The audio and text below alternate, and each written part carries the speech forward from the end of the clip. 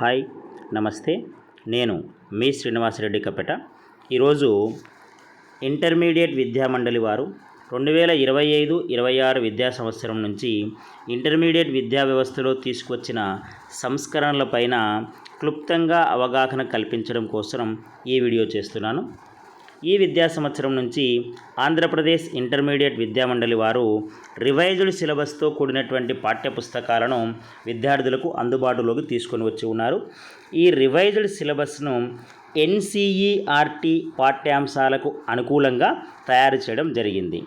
ఈ revision of సిలబస్కు ప్రధాన కారణము నూతన జాతీయ విద్యా విధానం 2020, నేషనల్ కరికులం ఫ్రేమ్వర్క్ 2023 వారి మార్గదర్శకాలకు అనుగుణంగా 1 నుంచి 12వ తరగతి వరకు చదువుతున్నటువంటి విద్యార్థులకు దేశీయంగా ఉమ్మడి పాఠ్య ప్రణాళిక ఉన్నట్లయితే వారు వివిధ రకాల పోటీ పరీక్షలను ఎదుర్కొనేటప్పుడు ఉపయుక్తంగా ఉంటుంది అనే సూచన మేరకు ప్రస్తుతం ఇంటర్మీడియట్ మొదటి సంవత్సరం చదువుతున్నటువంటి విద్యార్థులకు ఎన్సీఈఆర్టీకి అనుకూలంగా ఉన్నటువంటి సిలబస్ను తయారు చేయడం జరిగింది. దాదాపుగా సైన్స్ సబ్జెక్టులలో ఎన్సీఈఆర్టీ సిలబస్నే యాజ్ ఇట్ ఈజ్గా మనం అడాప్ట్ చేసుకోవడం జరిగింది. ఆర్ట్స్ అండ్ హ్యుమానిటీస్ అలాగే లాంగ్వేజెస్లో ఎన్సీఈఆర్టీలో ఉన్నటువంటి సిలబస్లో దేశీయంగా ప్రాముఖ్యత కలిగిన సిలబస్ను యథావిధిగా తీసుకొని వాటితో పాటు రాష్ట్ర వ్యాప్తంగా లేదా స్థానికంగా ప్రాముఖ్యత కలిగినటువంటి అంశాలను కూడా కొన్నిటిని చేర్చడం జరిగింది. ఇక ఇంటర్మీడియట్లో ఉన్నటువంటి ప్రధానమైనటువంటి కోర్సులలో ఎంపీసీ, బైపీసీ, ఎంఈసీ, సిఈసీ మరియు హెచ్ఈసీలలో కొన్ని క్రొత్త సబ్జెక్ట్ కాంబినేషన్స్ను కూడా అందుబాటులోకి తీసుకురావడం జరిగింది.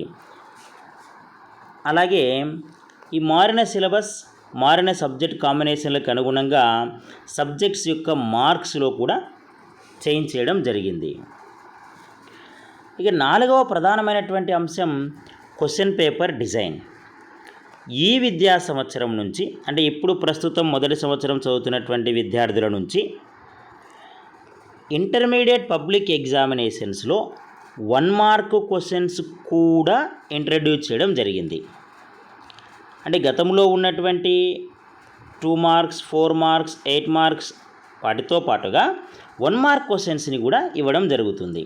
ఈ 1 మార్క్ క్వశ్చన్స్ను ఇంట్రడ్యూస్ చేయడానికి ప్రధాన కారణము ఇంటర్మీడియట్లో పబ్లిక్ ఎగ్జామినేషన్స్లో విద్యార్థులు మంచి ప్రతిభ కనబరుస్తున్నప్పటికీ రాష్ట్ర వ్యాప్తంగా లేదా దేశవ్యాప్తంగా జరుగుతున్నటువంటి కాంపిటీటివ్ ఎగ్జామినేషన్స్లో చాలామంది విద్యార్థులు వెనకబడిపోతున్నారు అనే కారణం చేత అటువంటి విద్యార్థులు కాంపిటేటివ్ ఎగ్జామినేషన్స్లో కూడా మంచి ప్రతిభ కనబరచాలి అంటే ఇంటర్మీడియట్ పబ్లిక్ ఎగ్జామినేషన్కి సిద్ధమయ్యేటప్పుడే కాంపిటేటివ్ ఎగ్జామినేషన్ స్థాయిలో సిద్ధమైతే శిక్షణ తీసుకుంటే అక్కడ రాణించగలరు అనే ఉద్దేశంతో 1 మార్కు క్వశ్చన్ల కింద multiple choice questions, fill in the blanks, 1 word answer క్వశ్చన్స్ని ఇవ్వడం జరుగుతుంది. మనకు ఇంటర్మీడియట్ విద్యామండలి వారు ఏర్పాటు చేసినటువంటి సబ్జెక్ట్ ఎక్స్పర్ట్స్ కమిటీ 14 సబ్జెక్టులలో రివైజ్డ్ సిలబస్ను ప్రపోజ్ చేసింది. ఆ 14 సబ్జెక్టులలో ఇప్పుడు మొదటి సంవత్సరం విద్యార్థులకి కొత్త సిలబస్ ప్రకారం పాఠ్యపుస్తకాలు అందుబాటులోకి వచ్చాయి. వచ్చే విద్యా సంవత్సరంలో 2వ సంవత్సరం విద్యార్థులకు కూడా కొత్త సిలబస్కి అనుకూలమైనటువంటి పాఠ్యపుస్తకాలు అందుబాటులోకి వస్తాయి. ఇక ఇక్కడ ప్రస్తుతం ఇంటర్మీడియట్ ఫస్ట్ ఇయర్ చేరినటువంటి ప్రతి విద్యార్థి కూడా ఫస్ట్ సబ్జెక్టుగా మనము ఇంగ్లీష్ తప్పనిసరిగా రాయాల్సి ఉంటుంది.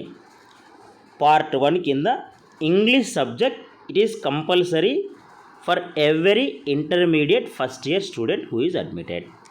అండ్ సెకండ్ సబ్జెక్ట్ కింద పార్ట్ 2 కింద గతంలో మనకు 10 ఆప్షన్స్లో ఏదైనా ఒక సబ్జెక్ట్ని తీసుకోవడానికి అవకాశం ఉండేది. ప్రస్తుతం ఈ 10 ఆప్షన్స్ని 24 ఆప్షన్స్కి పెంచున్నారు. సో ఇక్కడ చూపిస్తున్నటువంటి 24 సబ్జెక్టులలో ఏదైనా ఒక సబ్జెక్టుని మనము పార్ట్ 2 కింద తీసుకోవచ్చు. ఇక 3rd, 4th and 5th subjects వచ్చేసి మన గ్రూప్ యొక్క మెయిన్ కోర్ సబ్జెక్ట్స్. ఇక్కడ మనకు 5 రకాలైనటువంటి గ్రూపులు ప్రధానంగా అందుబాటులో ఉంటున్నాయి. పార్ట్ 3 కింద MPC mathematics, physics, chemistry, BiPC biology, physics, chemistry, MEC mathematics economics commerce, CEC commerce economics civics, HEC history economics civics. So 3, 4, 5 సబ్జెక్టుల కింద మనం తీసుకున్నటువంటి గ్రూపును బట్టి ఆ 3 సబ్జెక్టులు ప్రధాన సబ్జెక్టుల కింద చదువుతాం. ఇక ఈ విద్యా సంవత్సరం మన ఇంటర్మీడియట్ విద్యామండలి వారు తీసుకొచ్చినటువంటి ప్రధానమైనటువంటి మార్పు ఏమిటంటే, ఇక్కడ మ్యాథమెటిక్స్ 1A మ్యాథమెటిక్స్ 1B అని 2 పేపర్లు సపరేట్గా రాసేవాళ్ళం గత సంవత్సరం వరకు. కానీ ఈ విద్యా సంవత్సరం నుంచి ఈ 2 పేపర్లను మెర్జ్ చేసేసి మ్యాథమెటిక్స్ అని సింగిల్ పేపర్ను మాత్రమే మనం పబ్లిక్ ఎగ్జామినేషన్లో ఫేస్ చేయబోతున్నారు. అలాగే బైపీసీ విద్యార్థులు కూడా బాటనీ మరియు జువాలజీ 2 సబ్జెక్టులు వేరువేరుగా పరీక్ష రాసేవారు. ఇప్పుడు ఆ 2 కూడా మెర్జ్ చేసి బయాలజీ అని ఒక పేపర్ను మాత్రమే పబ్లిక్ ఎగ్జామినేషన్లో రాస్తారు. ఇవి 5 సబ్జెక్టులు ప్రధానంగా ప్రతి విద్యార్థి ఫేస్ చేయాల్సినటువంటి 5 సబ్జెక్టులు. వీటితో పాటుగా ఎంపీసీ విద్యార్థులకు 6వ సబ్జెక్టుగా ఆప్షనల్ సబ్జెక్టుగా ఎంపీసీ విద్యార్థులకైతే బయాలజీని, బైపీసీ విద్యార్థులకైతే మ్యాథమెటిక్స్ని ఎంచుకోవడానికి ఒక అవకాశం ఇచ్చున్నారు. ఇక్కడ ఉత్పన్నమవుతున్నటువంటి ప్రధానమైన ప్రశ్న ఏమిటంటే, ఎంపీసీ లేదా బైపీసీ విద్యార్థులకు ఈ విద్యా సంవత్సరం నుంచి ఎంబైపీసీ కోర్సు పూర్తి చేసినట్లుగా సర్టిఫికేట్ ఇవ్వడానికి బోర్డ్ ఆఫ్ ఇంటర్మీడియట్ ఎడ్యుకేషన్ వాళ్ళు ఒక ఆప్షన్ ఇచ్చున్నారు. మరి ఎంబైపీసీ సర్టిఫికేట్ పొందాలి అంటే ప్రస్తుతం ఎంపీసీ లేదా బైపీసీ తీసుకున్నటువంటి విద్యార్థులు 2 మార్గాల్లో ఈ సర్టిఫికేట్ను పొందొచ్చు. ఫస్ట్ వే ఏంటంటే,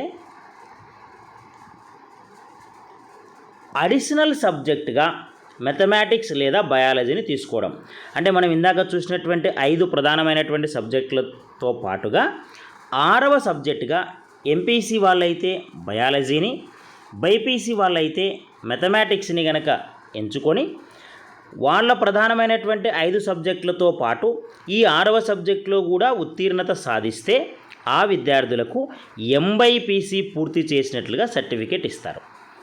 ఒకవేళ 6వ సబ్జెక్టుగా మ్యాథమెటిక్స్ లేదా బయాలజీని ఎంచుకొని ఈ 6వ సబ్జెక్టు అంటే మ్యాథమెటిక్స్ లేదా బయాలజీ ఫెయిల్ అయితే వాళ్ళ మేజర్ కోర్స్ ఉంది కదా ఎంపీసీ లేదా బైపీసీ, ఆ సబ్జెక్టులు పాస్ అయితే ఎంపీసీ కోర్సు పూర్తి చేసినట్టుగా, లేదా బైపీసీ అయితే బైపీసీ కోర్సు పూర్తి చేసినట్టుగా సర్టిఫికేట్ ఇస్తారు.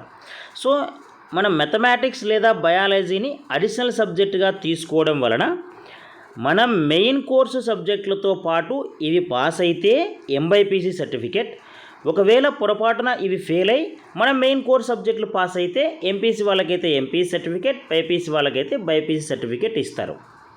అలా కాకుండా మనం ఎంబైపీసీ సర్టిఫికేట్ని ఇంకొక మార్గం ద్వారా కూడా పొందొచ్చు అని సెకండ్ పాత్రను చూపిస్తున్నాడు. ఇక్కడేంటి, ఎంపీసీ వాళ్ళు బయాలజీని, బైపీసీ వాళ్ళు మ్యాథమెటిక్స్ని పార్ట్ 2 కింద కనుక ఆప్ట్ చేసుకుంటే, పార్ట్ 2 అంటే ఏమి, గతంలో సెకండ్ లాంగ్వేజ్ ఉండేది పార్ట్ 2లో, అంటే తెలుగు కానీ, హిందీ కానీ, సాంస్క్రిట్ కానీ, ఉర్దూ కానీ ఇలాగా. వాటి స్థానంలో ఎంపీసీ విద్యార్థులు బయాలజీని కానీ, బైపీసీ విద్యార్థులు మ్యాథమెటిక్స్ని కానీ ఆప్ట్ చేసుకుంటే ఇప్పుడు ఈ విద్యార్థులకి మొత్తంగా 5 సబ్జెక్టులే అవుతాయి. ఇది 6వ సబ్జెక్టుగా తీసుకుంటలేము, 2వ సబ్జెక్టు స్థానంలో తీసుకుంటున్నారు.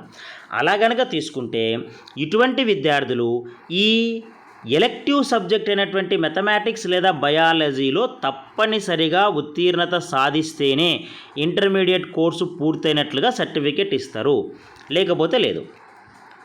అంటే పార్ట్ 2 కింద అంటే ఎలెక్టివ్ సబ్జెక్టుగా గనక ఎంపీసీ విద్యార్థులు బయాలజీని కానీ, బైపీసీ విద్యార్థులు మ్యాథమెటిక్స్ కానీ ఎంచుకుంటే మీ మెయిన్ కోర్సు సబ్జెక్టులు అయినటువంటి ఎంపీసీ వాళ్ళకైతే maths, physics, chemistry, English, BiPC వాళ్ళకైతే బయాలజీ, ఫిజిక్స్, కెమిస్ట్రీ, ఇంగ్లీష్తో పాటుగా ఈ ఎలెక్టివ్ సబ్జెక్ట్లో కూడా పాస్ అయితేనే మీకు ఇంటర్మీడియట్ సర్టిఫికేట్ వస్తుంది, లేకపోతే ఇంటర్మీడియట్ పాస్ అయినట్టుగా సర్టిఫికేట్ ఇవ్వరు.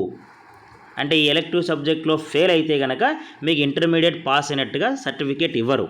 అలా కాకుండా ఫస్ట్ ఆప్షన్ ఉంది కదా ఇక్కడ, ఈ ఫస్ట్ ఆప్షన్లో మాదిరిగా 6వ సబ్జెక్టుగా కనుక మ్యాథమెటిక్స్ ఆర్ బయాలజీ తీసుకుంటే, అంటే మనము ఎంపీసీ వాళ్ళు అయితే ఇంగ్లీష్ ఒక సెకండ్ లాంగ్వేజ్, తెలుగు కానీ హిందీ కానీ సాంస్క్రిట్ కానీ ఉర్దూ కానీ అట్లాగే సెకండ్ లాంగ్వేజ్ ఒకటి, ఇక మ్యాథమెటిక్స్ ఫిజిక్స్ కెమిస్ట్రీ ఆ 5 సబ్జెక్టులు అట్లాగే ఉంచుకొని 6వ సబ్జెక్టుగా బయాలజీని తీసుకుంటే పాస్ అయితే ఎంబైపీ సర్టిఫికేట్ ఇస్తారు.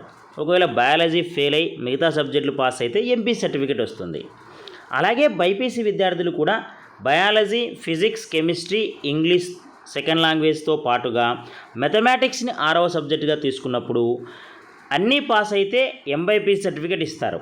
ఒకవేళ మ్యాథమెటిక్స్ ఫెయిల్ అయ్యి బైపీసీ గ్రూప్లో ఉన్నటువంటి మిగతా 5 సబ్జెక్టులు పాస్ అయినారంటే కనుక బైపీసీ సర్టిఫికేట్ ఇస్తారు. కాబట్టి మనము మ్యాథ్స్ ఆర్ బయాలజీని అడిషనల్ సబ్జెక్టుగా తీసుకుంటే మనకు కొంత ఉపయుక్తంగా ఉంటుంది. ఒకవేళ ఎలెక్టివ్ సబ్జెక్టుగా కనుక పార్ట్ 2 కింద తీసుకుంటే ఖచ్చితంగా ఆ సబ్జెక్టు పాస్ అయితేనే మనం ఇంటర్మీడియట్ కోర్సు పూర్తయినట్టుగా సర్టిఫికేట్ ఇస్తారు, లేకపోతే లేదు.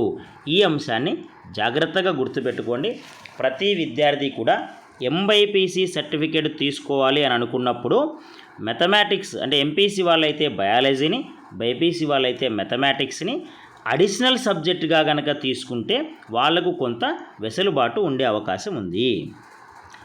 ఇక తర్వాత ఇక్కడ group wise main course subject combinations ఇచ్చున్నాడు. పార్ట్ 1లో ఏమి, పార్ట్ 2లో ఏమి, పార్ట్ 3లో ఏమి, అలాగే అడిషనల్ సబ్జెక్టుగా ఏమి ఉండాలనేటటువంటిది. అలాగే సబ్జెక్ట్ వైజ్ మార్క్ డిస్ట్రిబ్యూషన్ కూడా ఇచ్చున్నాడు. ఇక్కడ మనకు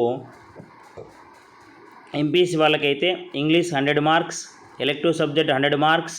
ఒకవేళ ఎలెక్టివ్ సబ్జెక్ట్ కింద కనుక సెకండ్ లాంగ్వేజ్ కాకుండా బయాలజీ కనుక తీసుకుంటే 85 మార్క్స్ ఉంటుంది. పార్ట్ 3 కింద mathematics 100 marks, physics 85 marks, chemistry 85 marks ఉంటుంది. అలాగే 470 మార్క్స్కి ఎంపీసీ విద్యార్థులు. అలాగే బైపీసీ విద్యార్థులు సబ్జెక్ట్ కాంబినేషన్ చూసినట్లయితే 455 మార్క్స్కి బైపీసీ విద్యార్థులు ఎగ్జామ్ రాస్తారు. ఒకవేళ అడిషనల్ సబ్జెక్టుగా ఎంపీసీ విద్యార్థులు బయాలజీని కనుక తీసుకుంటే అదనంగా 470 మార్క్స్కు అదనంగా 85 మార్క్స్కు బయాలజీ సపరేట్ ఎగ్జామ్ రాస్తారు. అలాగే బయాలజీ విద్యార్థులు కనుక మ్యాథమెటిక్స్ని అడిషనల్ సబ్జెక్టుగా తీసుకుంటే వాళ్ళ 455 మార్క్స్ అదనంగా 100 మార్క్స్కి మ్యాథమెటిక్స్ ఎగ్జామ్ని రాయాల్సి ఉంటుంది.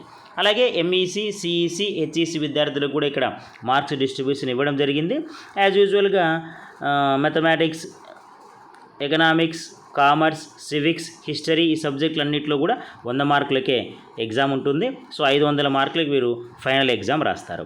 ఒకవేళ ఎలెక్టివ్ సబ్జెక్టుగా కనుక బయాలజీ కానీ ఫిజిక్స్ కానీ కెమిస్ట్రీ కానీ తీసుకుంటే అప్పుడు వాళ్ళు 485 మార్కులకు పరీక్ష రాస్తారు.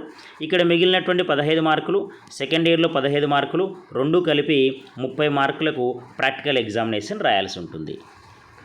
ఇక మనం ముందుగా చెప్పుకున్నట్లు ఈ విద్యా సంవత్సరం నుంచి 1 మార్కు క్వశ్చన్లను కూడా ఇంట్రడ్యూస్ చేయడం జరిగింది.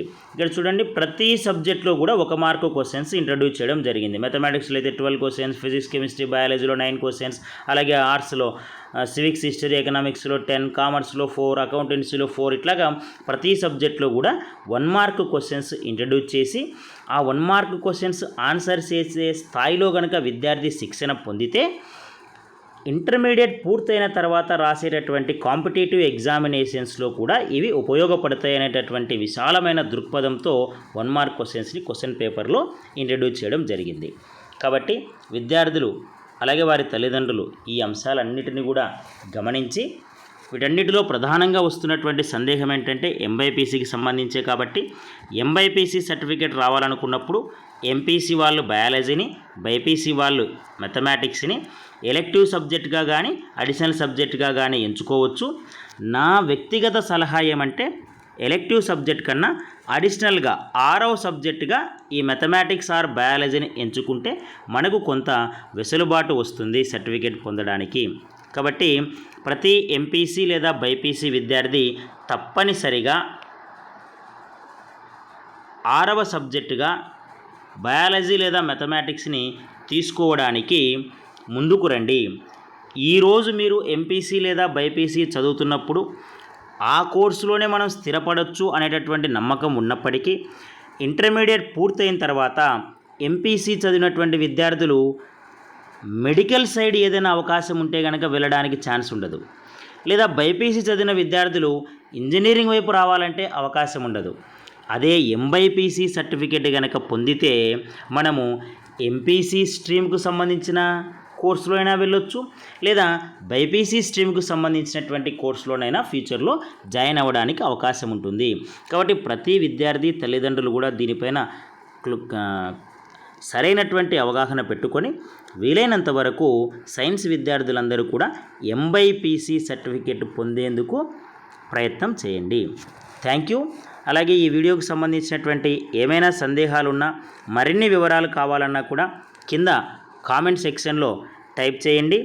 అదేవిధంగా దీనికి సంబంధించిన పూర్తి సమాచారం ఏమైనా తెలుసుకోవాలనుకుంటే మీకు దగ్గరలో ఉన్నటువంటి ప్రభుత్వ జూనియర్ కళాశాలను సందర్శించండి. Thank you very much.